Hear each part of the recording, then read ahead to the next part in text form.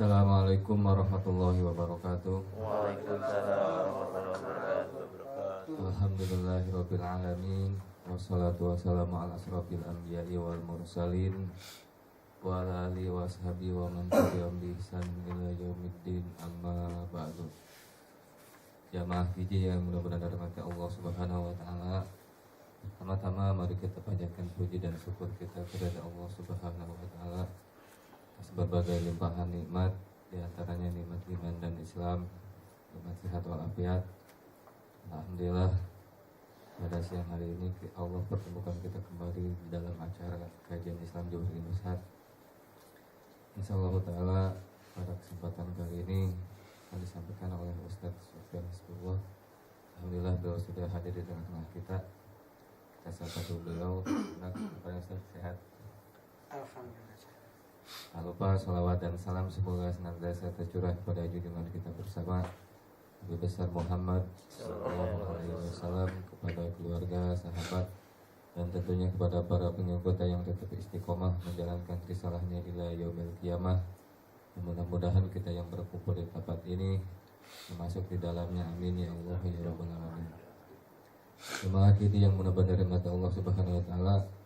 Adapun tema kita kali ini yaitu momentum kelahiran Nabi Muhammad SAW sebagai kebangkitan dakwah Islamnya. Insya Allah akan disampaikan dengan Ustaz Hizbullah. Ada waktu sampai setengah 2 Ustaz. Kepada beliau kami persilakan. Bismillahirrahmanirrahim. Assalamualaikum warahmatullahi wabarakatuh. Waalaikumsalam warahmatullahi wabarakatuh. Alhamdulillahilladzi arsala rasulahu bil huda wa dinil haqq. Arsalahu basyira wa nadhira wa da'iyan ila Allahi bi idnihi wa sirajan munira. Asyhadu an la ilaha illallah wahdahu la syarika lah. Wa asyhadu anna Muhammadan 'abduhu wa rasuluhu. Allahumma shalli wa sallim ala hadzal nabiyil karim sayyidina Muhammadin wa ala alihi wa sahbihi ajma'in wa ba'du. Faqad qala Allah Ta'ala fi kitabihil karim, a'udzu billahi minasyaitonir rajim, bismillahirrahmanirrahim. Laqad kana lakum fi rasulillahi uswatun hasanah liman kana yarjullaha wal yawmal akhir wa dzakarallaha katsiran. Shadaqallahul azim. Ma'asyiral muslimin wal muslimah, ya ikhwan wa akhwat fillah rahimakumullah yang dimuliakan oleh Allah Subhanahu wa taala. Alhamdulillah kita bersyukur kepada Allah atas berbagai macam limpahan rahmat dan nikmat yang Allah karuniakan kepada kita, sehingga di siang hari ini kita berkumpul di tempat ini guna menjalankan aktivitas kita, yakni mengkaji ayat-ayat Allah Subhanahu wa taala, dengan harapan dari kajian ini kita bisa diberi kemudahan di dalam memahami, menghayati, bahkan mengamalkan di dalam kehidupan kita. Dan terpenting adalah apa yang kita jalankan ini mendapatkan ridho dari Allah Subhanahu wa taala. Amin ya rabbal alamin. Salawat dan salam semoga terlimpahkan kepada junjungan kita Nabi Muhammad Rasulullah sallallahu alaihi wasallam, bagi keluarganya, sahabatnya, dan kepada seluruh pengikutnya yang sampai saat ini masih tetap istiqomah, komitmen, konsisten dalam menjalankan syariatnya. Insyaallah suatu saat nanti kita akan mendapatkan syafaat dari Nabi kita Muhammad Rasulullah sallallahu alaihi wasallam. Ma'asyiral muslimin wal muslimah rahimakumullah, hadirin wal hadirat yang dimuliakan oleh Allah Subhanahu wa taala. Kalau kita melihat perkembangan sekarang ini, dakwah yang ada di lingkungan masyarakat kita, khususnya di bangsa yang kita cintai ini, itu amat sangat subur. Ya, dengan adanya dai-dai muda, dai-dai kondang, dai-dai selebritis dan lain sebagainya. Namun di balik suburnya atau tumbuhnya para dai-dai yang menyebarkan ajaran agama Allah Subhanahu wa taala, belum begitu dirasakan hal yang menggreget di dalam ajaran, di dalam umat Islam, kondisi umat Islam. Artinya dengan Islam yang disampaikan itu tapi belum terbentuk dan tumbuh atau terlihat ghirah di dalam menjalankan keislamannya. Bahkan kalau kita melihat gerakan orang-orang kafir yang mereka memang tidak suka terhadap syariat ajaran agama Allah, yang selalu menanamkan kebencian kepada Islam dan umat Islam, itu terlihat semakin kuat. Terlihat mereka semakin menunjukkan keberaniannya di tengah-tengah mayoritas umat Islam. Salah satu contoh di wilayah DKI saja,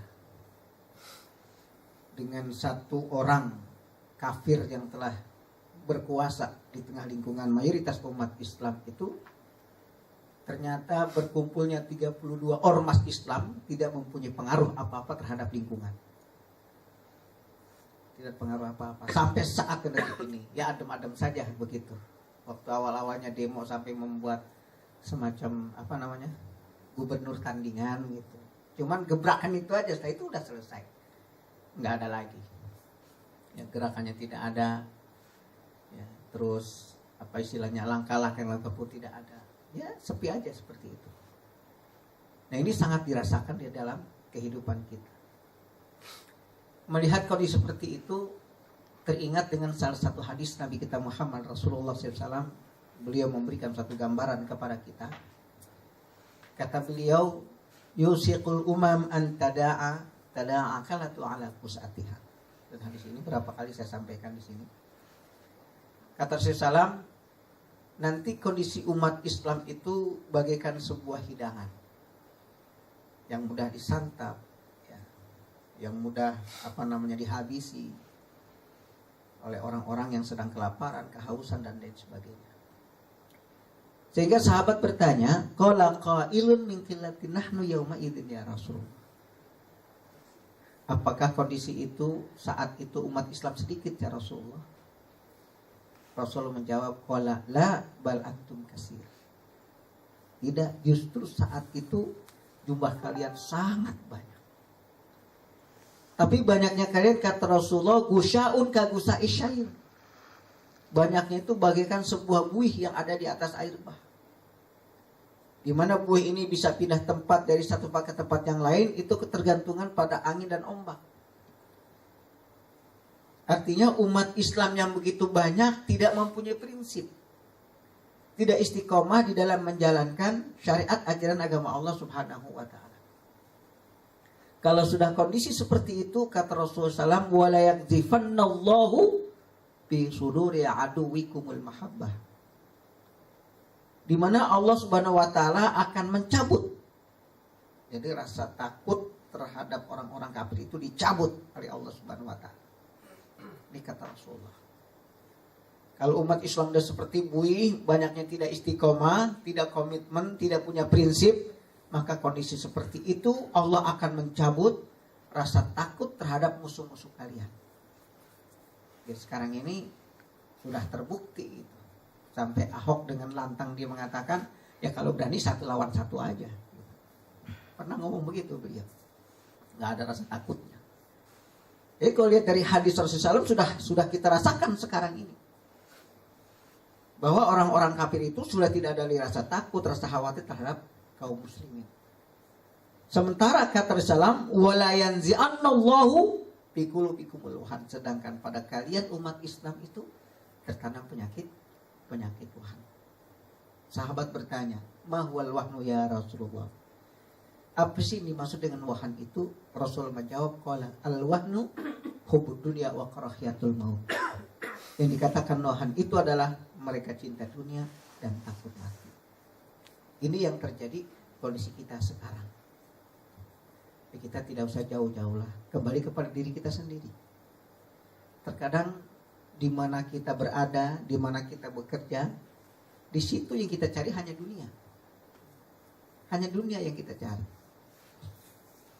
Sehingga di saat kita sedikit saja bersenggolan dengan terkait dengan orang-orang yang punya kuasa di dalamnya, di saat kita berbicara Islam, ya kita sudah mulai melemah. Kalau bisa nggak usah lah. Daripada kerjaan hilang, kedudukan hilang, penghasilan hilang, ya kita ikutin apa adanya. Ini yang terjadi. Jadi dunia itu yang menjadi sebuah orientasi di dalam kehidupan kita. Dan kalau itu yang terjadi pada diri kita, kalau katakan di dalam Al-Quran seperti surat Al-A'raf di ayat 100, berapa itu? 76 apa 65? Allah katakan, walau syi'na la rafa'nahu biha walakinnahu akhlada ilal ardh wattaba'u hawa. Kata Allah, andaikan kami mau menghendaki, kami angkat manusia itu, kalian itu, kata Allah, menjadi orang yang mulia dengan ayat-ayatku, dengan Al-Quranul Karim.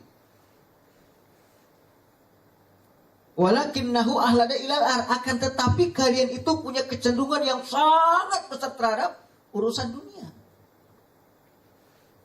Kecenderungannya kepada dunia. Kalau itu yang terjadi, ya tidak lain yang diikutin adalah keinginan hawa nafsu. Makanya kita terkadang puas kalau kita sudah mendapatkan sesuai dengan keinginan kita dalam urusan duniawi. Ya, puas saat kita sudah punya rumah, puas kita sudah punya kendaraan, puas kita sudah berumah tangga. Sampai di situ kepuasan kita. Hanya mencari kehidupan dunia saja. Dan kita pun menilai sukses dan tidaknya seseorang, bahkan diri kita sendiri, sisi nilai duniawiyahnya. Wah, dia hebat, udah sukses hidupnya. Kenapa? Lihat aja. Ya, kerja baru sekian tahun saja udah bisa beli rumah, udah bisa beli mobil, bisa beli tanah, punya ruko, dan lain sebagainya. Karena dulu saya diundang acara tasyakuran itu.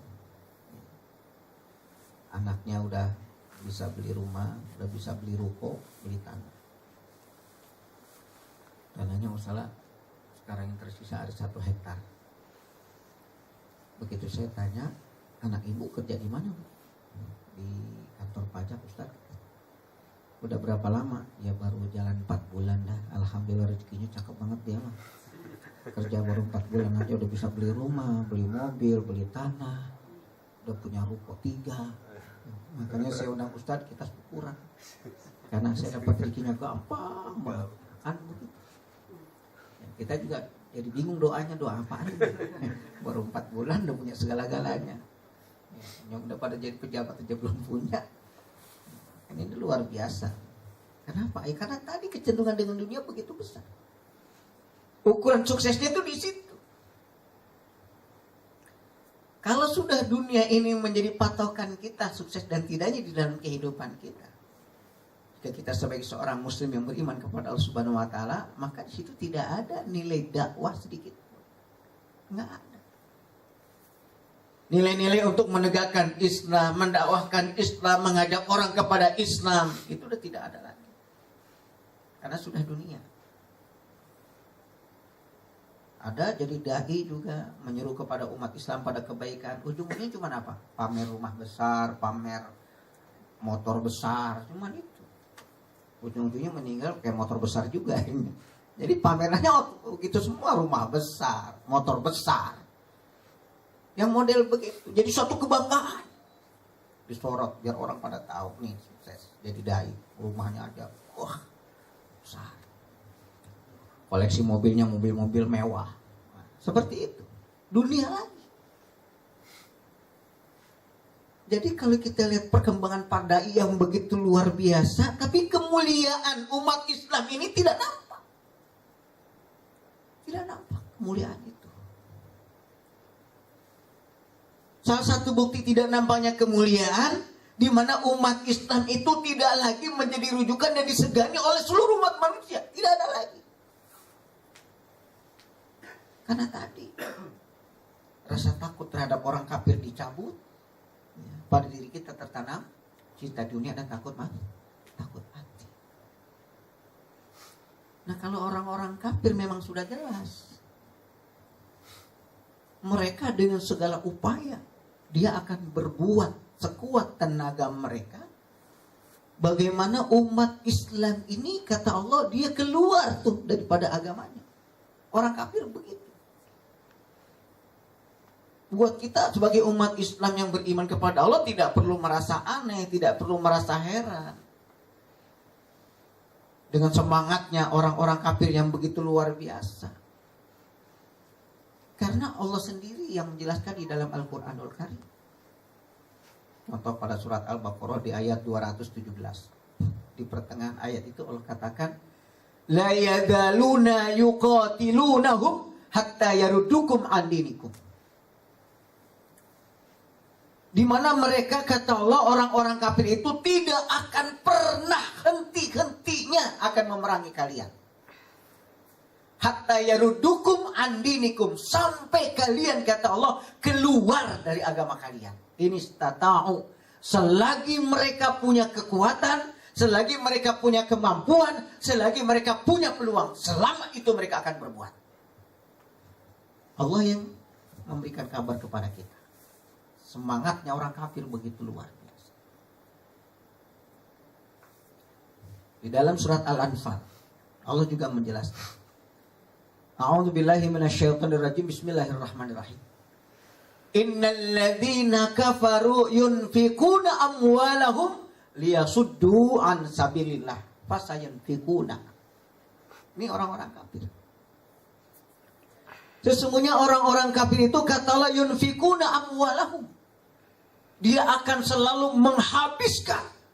Apa yang dihabiskan? Harta-harta mereka. Untuk apa? Liyasuddu an sabilillah, menghalang-halangi manusia dari jalan Allah Subhanahu wa taala. Fasayunfikuna, kata Allah, dan itu terus-menerus mereka lakukan. Tidak akan pernah berhenti. Ini orang kafir. Selalu begitu. Setiap saat dia berbuat seperti itu. Makanya di saat mereka punya kedudukan, mereka punya peluang, mereka punya kesempatan, itu mereka sangat luar biasa. Bagaimana mengajak umat Islam ini atau menghalangi manusia itu dari jalan Allah Subhanahu wa taala. Itu mereka. Bahkan di dalam ayat-ayat yang lain, seperti pada surat Al-Imran di ayat 100 juga Allah menegaskan, A'udzubillahi minasyaitonirrajim. Bismillahirrahmanirrahim.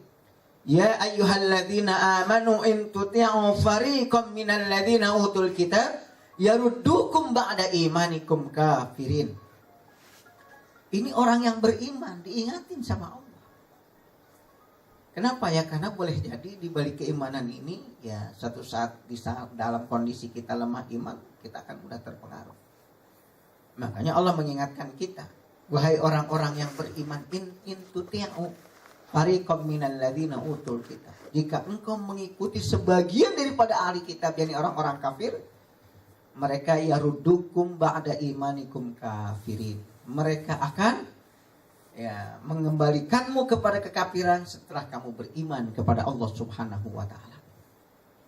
Nah, di surat Al-Baqarah ayat 120 di situ lebih ditegaskan lagi, bahkan Allah langsung menuding siapa si kafir itu.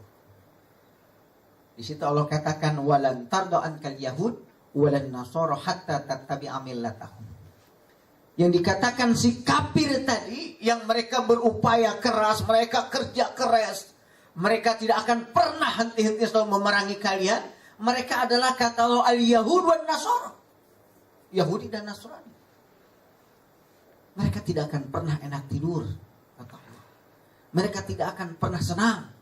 Mereka tidak akan pernah ridho dan rela sebelum kita umat Islam mengikuti tata cara kehidupan mereka. Nggak perlu kita masuk agama mereka, tapi cukup mengikuti gaya hidup yang telah mereka lakukan. Nah, ini orang-orang kafir. Jelas di dalam Al-Quranul Karim Allah memberikan informasi kepada kita. Begitu semangatnya, begitu luar biasanya, begitu hebat dan kerja kerasnya mereka untuk menghadapi kita umat Islam. Lalu bagaimana kita dengan kondisi seperti ini? Di tengah-tengah mereka orang-orang kafir yang punya semangat begitu luar biasa. Apa cukup dan puas kita sebagai umat Islam merayakan acara Maulid Nabi ya hanya dengan memperbanyak sholawat dan istighfar, Al-Fatihah, lalu baca doa? Ya Allah. Apa cukup kita menghadapi mereka ya dengan merasa puas melaksanakan ibadah sholat, mengeluarkan zakat, berpuasa, bahkan sampai naik ke tanah suci, lalu kita merasa diri orang yang sudah baik, orang yang sudah layak dan pantas menerima yang terbaik dari Allah Subhanahu wa taala, yakni surganya. Masya Allah. Kalau kita kembali kepada Al-Quran di surat Ali Imran di ayat 142, Allah Subhanahu wa taala menegaskan kepada kita. A'udzubillahi minasyaitonirrajim. Bismillahirrahmanirrahim. Am hasibtum an tadkhulul jannah walamma ya'lamillahu alladhina jahadu minkum wa ya'lamas sabirin. Masya Allah. Ini ayat kalau kita pahami dengan baik menjadi sebuah tantangan buat kita. Karena kata Allah, apakah kalian yakin akan masuk surga, kata Allah. Sementara orang-orang yang jihad dan sabar di dalamnya itu belum tentu masuk surga. Tuh. Ini kan harusnya menjadi sebuah renungan buat kita sebagai umat Islam yang rajin ibadah, yang rajin sholat, yang rajin puasa, bahkan sampai menaikkan ibadah haji.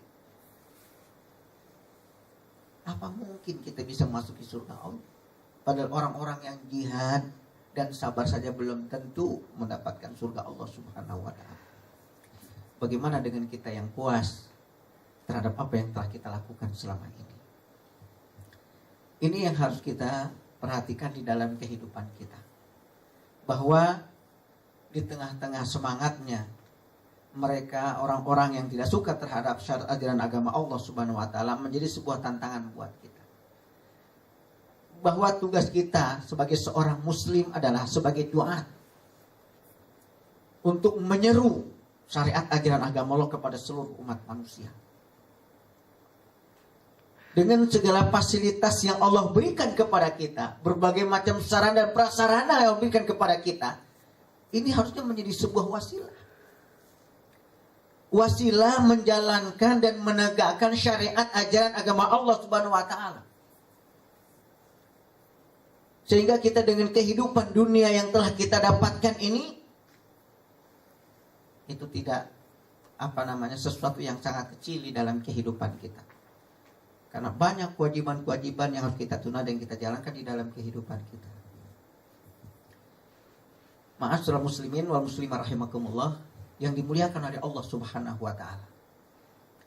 Nah, oleh karena itu di dalam kesempatan ini ada beberapa hal yang harus kita bangun di dalam kehidupan kita.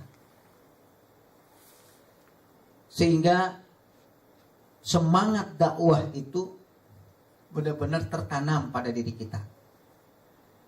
Salah seorang pemikir Islam mengatakan, istighalul ukul wal qulub bidakwah. Mereka mengatakan bahwa hati dan akal pikiran mereka itu semua disibukkan terhadap urusan-urusan dakwah. Ini seharusnya kita sebagai seorang muslim yang beriman kepada Allah. Jadi sibuknya akal kita, sibuknya hati kita ini dengan urusan-urusan dakwah. Di saat dia menjelang tidur, dia pikirkan bagaimana dakwah Islam ini. Di saat dia bekerja, berinteraksi dengan teman-teman yang lain, bagaimana bisa menjalankan dakwah Islam ini. Jadi dimanapun, dakwah itu menjadi sebuah orientasi di dalam kehidupan dia. Dia tidak pernah merasa puas kalau dia belum mampu menjalankan misi dakwah dia di mana dia berada. Masya Allah. Saya ingat banget dulu pada tahun menjelang tahun 90-an lah kalau nggak salah. 84 pas rame-ramenya Tanjung Priok dulu ya. 84-an ya kalau nggak salah. 84-82 itu. Itu setiap mereka yang aktif dalam sebuah majelis, aktif ngaji, itu yang dia bawa, yang dia kantongin, yang ada di dalam tas, yang dia buka, bahkan yang dia baca, itu selalu Al-Quran. Sampai di bus aja itu sering kita lihat, ya, mereka bawa Quran yang seperti ini, Quran kecil dia baca di bus. Bahkan ada yang sambil diri di bus sambil baca, seperti itu. Jadi girohnya itu luar biasa. Sehingga dilihat orang sesuatu yang sangat asing. Tumben, aneh. Sampai segitunya jadi orang Islam gitu loh. Lagi diri aja Quran yang dia pegang sambil baca dan menghafal. Apalagi di Satya dulu, di Metro Mini, di PPD dulu, di kota. Seperti itu. Nampak sekali girohnya, nampak sekali semangatnya. Ini luar biasa. Apalagi kalau di saat mereka bekerja di suasana waktu luang, gak lepas daripada apa. Ini subhanallah. Sehingga begitu kita ketemu orang, di halte ketemu orang, kita berupaya untuk berinteraksi dengan mereka. Nanya, maaf, Mas tinggal di mana? Boleh saya berkunjung? Terus begitu. Nikmat kita, enak. Saya sendiri merasakan hal itu. Sampai kita punya teman itu jauh-jauh, di Parung, di mana, bikin pengajian. Dari awalnya ketemu di halte, ketemu di sekolah, ketemu di kampus, ketemu di tempat kerja. Tidak lain yang kita tanya, gimana kamu selama ini hidupnya, kabarnya, udah bisa baca Quran belum? Ujung-ujungnya begitu. Dia bilang belum, ya udah, bikin aja deh di rumah ente, kumpulin orang, ntar saya yang datang ajar. Begitu. Nikmat. Di saat dia tidak bisa mengajarkan orang baca Al-Quran, tapi dia hanya menyuruh, coba kamu kumpulin orang biar saya yang ngajar. Seperti itu.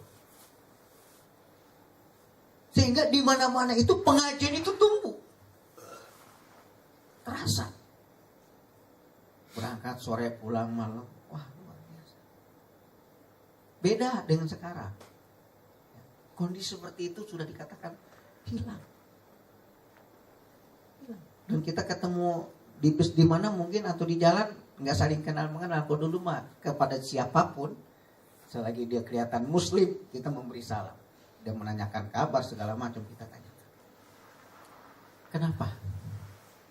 Girohnya begitu luar biasa, semangatnya begitu luar biasa, sehingga dia berupaya mencari orang yang mau belajar Quran. Dia mencari orang yang mau belajar Islam. Sementara orang yang mau ngajar pun dia belum bisa baca Quran dan dia belum begitu paham tentang Islam. Tapi semangat untuk mengajar, semangat untuk mengajak, semangat untuk berdakwah begitu luar biasa.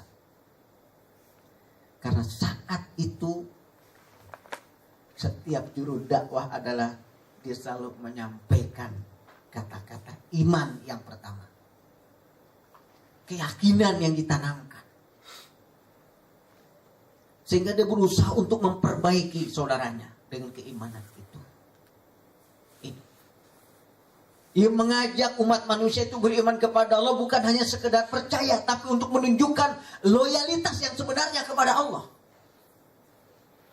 Loyalitas. Sehingga di saat Allah memanggil dia untuk menghadapnya, ya tidak ada kata lagi entar, tidak ada kata nanti, tidak ada kata lagi belum makan, nggak ada. Yang ada ditunaikan. Kalau sekarang kan nggak kita. Dengan suara aja malah kita barengin, kita ke kantin yuk, begitu. Ajan mah ajan, yang makan. Sekarang begitu. Di tempat yang bersih saya yakin enggak, insya Allah. Nggak jauh beda orang kali. Begitu. Iya kan? Beda-beda tipis ya. Ini seringkali terjadi begitu. Sehingga panggilan Allah itu sesuatu yang sangat kecil. Padahal ini menunjukkan bahwa betapa lemahnya loyalitas kita kepada Allah. Padahal Nabi kita Muhammad Rasulullah SAW beserta para sahabatnya memberikan tauladan yang luar biasa kepada kita. Dari mana kita tahu? Dari ayat-ayat Allah, dari sunnah-sunnah Nabi kita Muhammad Rasulullah SAW. Begitu Allah telah memanggilnya, tidak ada kata-kata yang lain kecuali sam'an wa ta'atan. Kami dengar dan kami taat. Ditinggalkan semuanya aktivitas itu. Bahkan rasa lapar pun saat itu hilang. Lapar itu hilang. Makanya doanya mustajab. Ya, di zaman-zaman dulu mustajab. Karena doanya sambil menahan rasa lapar. Doanya sambil menahan rasa lapar. Mustajab makanya. Dikabulkan oleh Allah. Karena apa? Karena dia sendiri mengungkapkan di hadapan Allah, ya Rabb, di tengah-tengah suasana lapar seperti ini, tapi aku tinggalkan panggilan makan itu.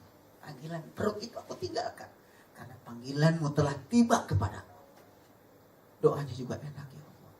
Padahal aku lagi lapar, aku lagi haus, aku tinggalkan semua itu, ya Allah.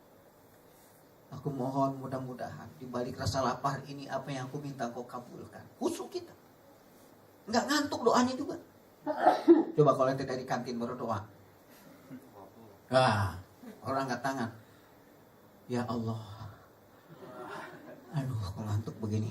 Besok aja ya Allah doanya nggak sekarang dah, nggak jadi sekarang. Kan begitu kita. Nggak ada nilai khusus tuh nggak ada. Minta dengan tulus tuh nggak ada. Jangankan doa, ibadah sholat pun yang kita lakukan ya sekedar saja. Kita tidak berupaya untuk menenggelamkan diri kita di dalam suasana ibadah kepada Allah. Ini. Coba kalau kita di saat kita sholat kita berupaya menenggelamkan diri kita dalam suasana sholat. Ini dengan sendirinya nikmat ibadah itu akan kita rasakan. Dan tanpa kita sadari apa yang kita baca walaupun kita tidak paham dan tidak mengerti, itu tetesan air mata kita akan jatuh dengan sendirinya di saat kita berupaya untuk menenggelamkan diri kita dalam suasana ibadah kepada Allah, menenggelamkan diri kita dalam suasana zikir kepada Allah Subhanahu wa taala. Inilah yang ada ya, sekedar doang kita. Apalagi kalau sholatnya sendiri, ya udah, yang kilat-kilat aja. Kalau nggak Al-Ikhlas ya Al-Kausar 2 itu loh, sholat. Assalamualaikum warahmatullahi wabarakatuh. Allahumma lantas. Nggak pernah lagi Allahumma antas salam, wa minkas salam, balika ya'udu bisalam, fahina rumana bisalam. Nggak ada. Nggak betah kita. Berlama-lama di tempat sholat nggak betah. Iman yang sangat lemah. Loyalitas yang sangat lemah kepada Allah. Wala kita yang sangat lemah terhadap Allah Subhanahu wa taala. Sehingga sujudnya kita sampai jidat kita hitam. Bukan kita mendapatkan petunjuk dari Allah. Tapi apa yang terjadi? Kesesatan demi kesesatan yang kita dapatkan di dalam kehidupan kita. Bukan lagi hidayah. Padahal ibadah ke ibadah yang kita jalankan ini adalah untuk mendapatkan hidayah dari Allah yang ujung-ujungnya Allah mengangkat derajat kita menjadi orang yang mulia. Tapi apa yang terjadi? Mayoritas umat Islam itu tapi belum bisa mengendalikan kehidupan di bangsa yang kita cintai.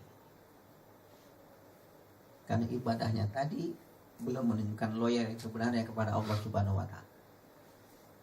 Coba kalau kita buka ayat-ayat Allah, kita ulang-ulang kembali seperti surat Al-Ahzab ayat 36. Itu kata Allah, wa ma kana lil mu'minin wala mu'minatin idza qadallahu wa rasulahu amran ay yakuna lahumul khiyaratu min amrihim wa may ya'sillaha wa rasulahu faqad dhalla dhalalan mubina. Enggak pantas ente ngaku mukmin. Ya. Baik laki-laki maupun perempuan kagak pantas ngomong jadi orang beriman kata Allah. Kalau Allah menetapkan suatu ketetapan, memerintahkan suatu perintah Allah dan Rasulnya, tapi masih ada pilihan-pilihan yang lain yang kamu ambil, kata Allah. Ditinggalin tuh perintah Allah dan Rasul.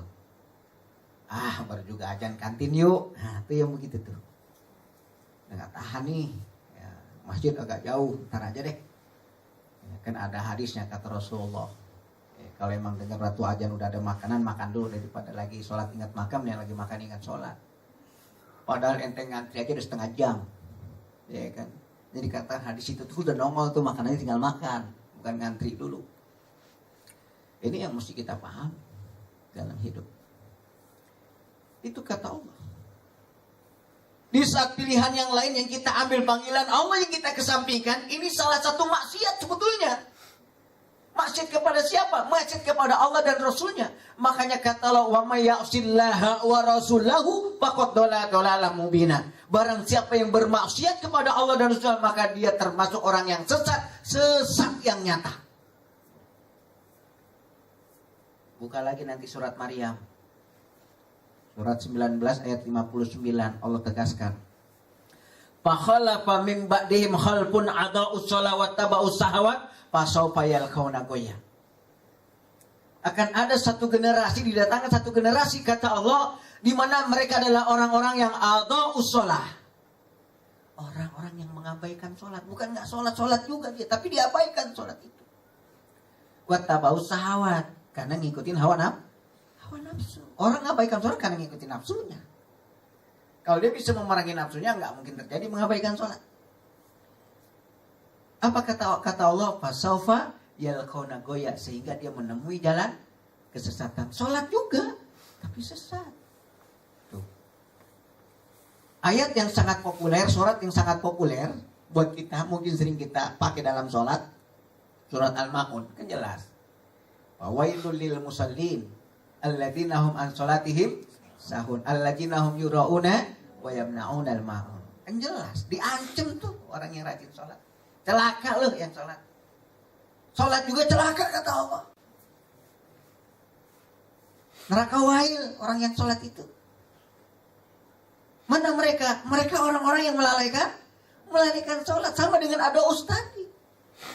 Mengabaikan, melalaikan dari sisi waktunya, dari sisi bacaannya, dari sisi penghayatannya. Tidak ada dalam ibadah itu. Makanya wajar kalau kita sholat baru dapat ruku pertama aja begitu bangun bingung, atau begitu kita sujud mau bangkit lagi bingung. Udah dapat rakaat berapa? 2 apa 3? Kan begitu. Kenapa? Karena di saat kita menjalankan ibadah sholat itu tidak disertai dengan ketaatan kita kepada Allah. Berupaya menenggelamkan diri dalam ibadah kepada Allah, tidak ada penghayatan seperti itu. Ya ayat mau kita baca, tapi pikiran kemana-mana. Alhamdulillahi Rabbil Alamin Ar-Rahmanir Rahim. Tapi pikiran pekerjaan, janji sama teman, ya kan? Atau ada acara lain yang dia lupa tiba-tiba ingat. Terkadang begitu. Lisan sih baca Al-Fatihah, tapi pikiran kita kemana-mana, menghayal dan lain sebagainya. Naudzubillah. Makanya begitu dia sujud mau bangkit lagi bingung. Ya, udah rakaat keberapa ini? Kan gitu. Udah ambil kesimpulan keempat aja dah, karena sholat zuhur terakhir, padahal baru 2. Iya kan, daripada dia bingung, ya bagusnya sendiri coba kalau dia berjamaah. Subhanallah kalau di belakang. Iya. Subhanallah kan bingung dah.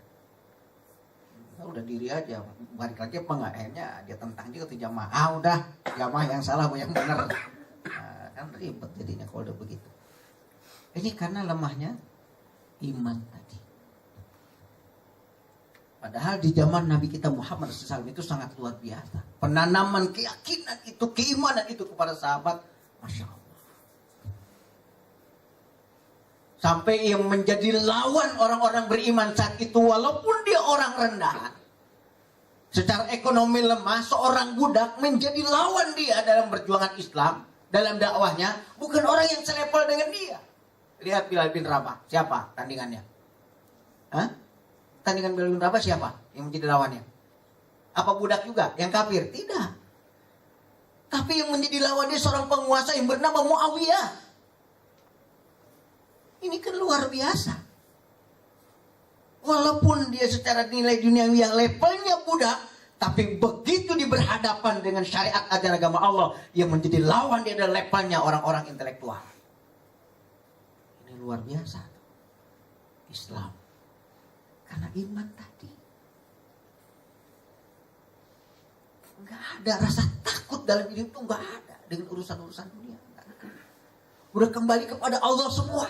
Yakinannya begitu. Udah urusan Allah.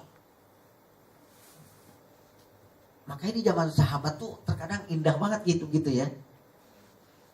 Di saat mereka infak semuanya, duitnya buat Islam, ditanya oleh Rasulullah, buat keluarga kamu gimana? Ada Allah dan Rasul, enteng gitu. Ada Allah dan Rasul, tenang aja. Ini luar biasa gitu. Kalau kita kan enggak, mikir-mikir dulu. Iya kan, mikir-mikir. Udah pada nikah semua? Alhamdulillah. Ada yang belum? Yang kedua kalinya. Ya, karena kita yang masih bujangan mau nikah aja masih ragu-ragu.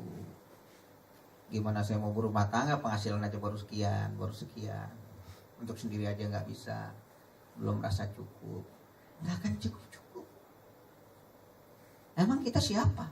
Emang kita bisa mencukupi diri kita? Nggak bisa. Emang ente bisa mencukupi keluarga ente?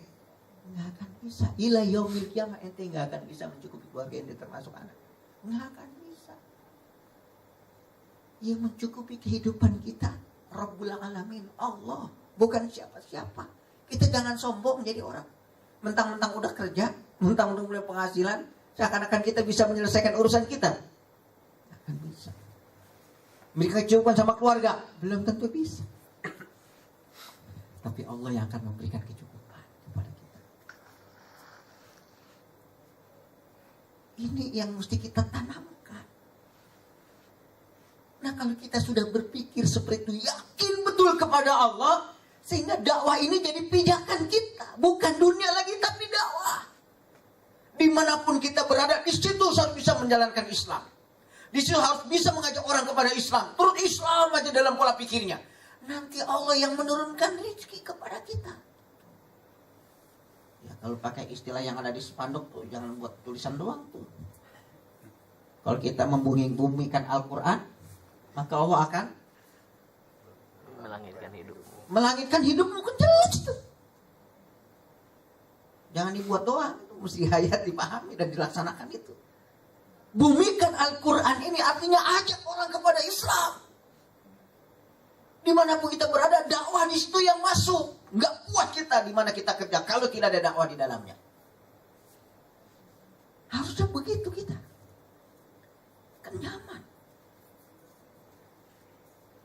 Jadi nggak ada pikiran lain. Nanti Allah yang memberikan kecukupan kita materinya, hartanya, kekayaannya. Allah kirim itu. Intan surullah yansurkum wa yusabbit aqdamakum. Kata Allah, kalau emang ada yang mau menolong agamaku, kata Allah, jika engkau mau menolong agamaku, akan aku tolong kalian. Kata Allah begitu. Aku tolong, gak usah khawatir. Enak. Yang masih bujangan, udah kerja untuk dakwah. Iya, udah saatnya Allah bilang, oh ini udah pantas berumah tangga. Didatangin itu bidadari. Iya, gak usah khawatir. Entah melalui sahabatnya, melalui siapa, atau kebentur di dalam bus, kita kan nggak tahu. Benjol, ya kan? Kan gitu.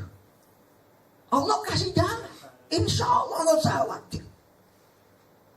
Ini berangkat dari keimanan yang dibina oleh Rasul kepada para sahabatnya, yang harus kita tumbuhkan di dalam kehidupan kita.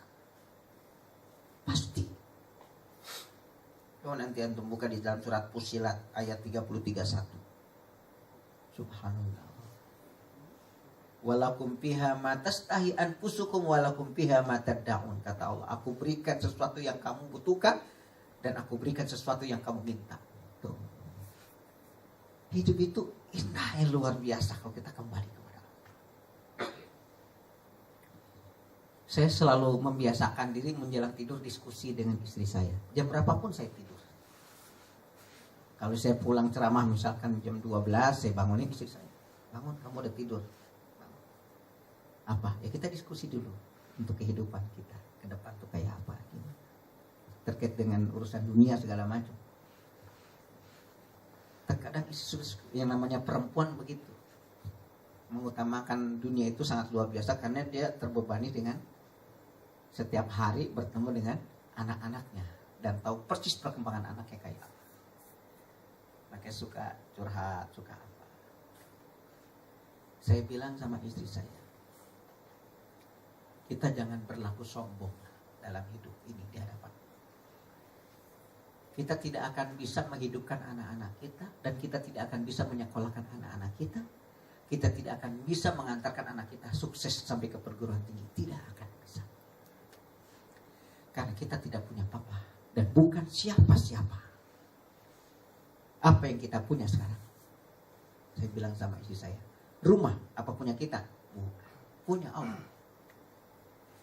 Kalau Allah mau ambil rumah kita dalam waktu sekejap, selesai. Jangankan rumah, nyawa kita pun. Kalau Allah mau ambil, begitu kita tidur, tidak akan bangun lagi selama-lamanya. Karena punya Allah. Punya Allah. Ini yang mesti kita pahami. Yang terpenting sekarang adalah bagaimana menarik simpatik si yang maha kaya. Biar kekayaan dia diberikan kepada kita.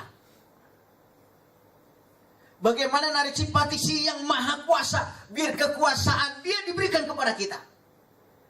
Bagaimana kita melakukan sesuatu yang menarik simpatik kepada si yang maha memberikan rezeki. Yang punya rezeki, yang punya kekayaan, yang maha kaya dan sebagainya. Yang semua dia punya diberikan kepada kita. Itu yang mesti kita lakukan dalam hidup. Karena kalau yang maha kaya simpatik kepada kita, apalagi sampai jatuh cinta. Nggak perlu kita banyak nangis-nangis doa, baru hanya dalam hati juga kayaknya pengen ini nih, datang aja tuh. Entah melalui siapa. Allah akan kasih. Ini kalau kita berprasangka seperti itu, dan itu yang kita lakukan di dalam kehidupan kita. Karena semuanya dia yang memberikan segala fasilitas kita. Ya, kita sebagai seorang karyawan, apa kita betah sebagai seorang karyawan selamanya? Nggak bisa selamanya. Bagi Allah mah nggak ada yang susah. Membuat perusahaan bangkrut atau maju gampang. Saya seminggu sekali, setiap subuh selalu saya datang ke perusahaan saya kasih pimpinan kepada para karyawan. Wajib sholat subuh. Karyawan ada sekitar 60. Setiap mereka sholat subuh keluar dapat transportasi. Dapat duit. Setiap bulan ningkat. Bulan pertama 5.000, bulan kedua 10.000, bulan ketiga 15. Per 5.000 kelipatannya terus. Kita berikan semangat. Sehingga begitu sholat subuh kumpul semua. Habis sholat subuh, karena kita perusahaan air, wah, udah siap armadanya berangkat semua. Saya bilang kepada mereka, suksesnya perusahaan ini bukan karena kehebatan manajemen dan orang-orang yang diangkat sebagai mengatur perusahaan ini, bukan karena kehebatan mereka, tapi Allah yang memberikan karunia kepada kita. Kalau dari mulai tingkat direktur, dirut, direktur, komisaris, terus semua jajaran ke bawah sampai karyawan, bahkan sampai agen-agen, sampai konsumen, mereka semua kita sepakat ibadah kepada Allah, doanya bareng kepada Allah, walaupun di rumahnya masing-masing, bangun di malam hari. Tidak ada yang sulit kalau Allah memberikan kemuliaan dan membuat maju perusahaan ini. 8 tahun saya bina perusahaan itu, sehingga terhitung utang sekitar, waktu itu ada sekitar 5 miliar. Sekarang tinggal 2 miliar. Yang lucunya apa? Ini emang udah nasrul min Allah. Emang Allah semua ada urusannya. Kita lagi kebingungan, kagak ada duit. Dari bank Mandi, dari salah satu bank datang. Pak, butuh dana berapa? Kita ini lagi lapar, dikasih makanan, mau? Saya bilang ya untuk majukan ini, kata teman saya ini dirutnya, ya butuh sekitar 5 miliar. Udah Pak, saya akan kucurin 10 miliar. Ya benar Pak, iya. Bapak punya apa aja? Kita punya BPKB mobil, semua. Aset-aset perusahaan, semua. Sampai orang yang udah meninggal, datanya masuk dapat duit 20 juta. Orang udah meninggal nih, udah meninggal. Kita terus saja datanya, simpulan kagak pakai tanda tangan, per orang keluar 20 juta tanpa tanda tangan. Akhirnya dijanjiin 10 miliar, keluar 6 miliar. Setelah miliar keluar, ya pergantian kepemimpinan. Kan di audit tuh, wah ini orang kok minjem duit banyak begini, miliaran. Sementara anggunannya semua sampai orang-orang cuma 2 miliar. Tapi keluar tuh duit. Gila itu orang Pak. Kita mau orang lagi lapar dikasih yang mau aja, kita nggak mau tahu lu mau ngapain, yang penting gue lagi butuh duit, kan begitu. Emang udah nasrul min Allah. Akhirnya diproses segala macam proses. Sekarang kagak bayar cicilan. Saya bilang sama teman, saya akan mencicil uang ini kalau Anda menurunkan lagi melengkapi 1 miliar sesuai dengan janji. Mencukupi 10 miliar sesuai dengan janji. Kalau ini tidak cair, maka kami pun tidak bisa untuk mengansur kepada Anda. Oh, dia ngancam, udah asetnya saya ambil semua BPKB mobil. Ambil semua data-data orang. Wah, dihubungin orang. Nggak merasa terima duit dan nggak merasa tanda tangan. Nah, saya nggak pernah tanda tangan. Cuma datang ke perusahaan doang. Kita diuber-uber secara pribadi. Ya udah gampang tuh mah. Yang dicurau sih 20. Nih udah pegang 1 juta. Mana 1 juta udah selesai. Orang dia nggak tanda tangan nggak apa. Seperti itu kondisinya. Siapa yang membuka rezeki? Kita kan nggak tahu. Kan semua ada yang maha kuasa, kita nggak pernah ngerti, nggak pernah tahu dari mana datangnya, caranya kayak apa. Karena kita bina, kita upayakan agar seluruh jajaran di perusahaan ini bagaimana berupaya untuk menunjukkan loyalitas yang sebenarnya kepada Allah. Paling tidak begitu Allah panggil, tidak ada kata lagi entar, tidak ada kata lagi nanti, tidak ada kata lagi dulu, langsung sam'an wa ta'atan. Iman yang mesti kita tanam. Itu yang pertama. Ini sampai jam berapa? Hah? Udah cukup. Padahal 3 poin, baru 1 poin. Baiklah. Kesalahan bukan ada pada penceramah tapi yang waktunya. Baik. Jadi yang kedua adalah yang mesti kita bangun ukhuwah Islamiyah. Yang ketiga yang mesti kita bangun adalah semangat jihad fisabilillah. Itulah merupakan salah satu yang mesti kita bangun dalam kehidupan kita. Sehingga begitu kita berinteraksi, begitu kita berada dimanapun, status kita, apapun status sosial kita, tetap dakwah inilah menjadi sebuah orientasi kehidupan kita untuk mengajak umat manusia pada jalan Allah Subhanahu wa taala. Wallahu a'lam bishawab. Ini yang bisa saya sampaikan. Kurang lebih saya mohon maaf. Akhir kalam, wabillahi taufiq wal hidayah. Assalamualaikum warahmatullahi wabarakatuh. Waalaikumsalam. Terima kasih kepada Pak Ustadz Sofyan Hizbullah atas pemaparan materinya. Mudah-mudahan apa-apa yang beliau sampaikan tentunya dapat kita praktikkan dalam kehidupan sehari-hari. Amin. Karena akan berhubung waktu yang sudah lewat, mohon maaf untuk sementara sesi tanya jawab ditiadakan untuk sementara. Kita tutup saja kajian Islam Juri Indosat pada siang hari ini dengan doa penutup majelis. Subhanallahumma wa bihamdika asyhadu an la ilaha illa anta astaghfiruka wa atubu ilaik. Mudah-mudahan Allah berlambang kembali di kajian Islam Juri Indosat minggu depan. Sekian dari kami. Wassalamualaikum warahmatullahi wabarakatuh. Waalaikumsalam.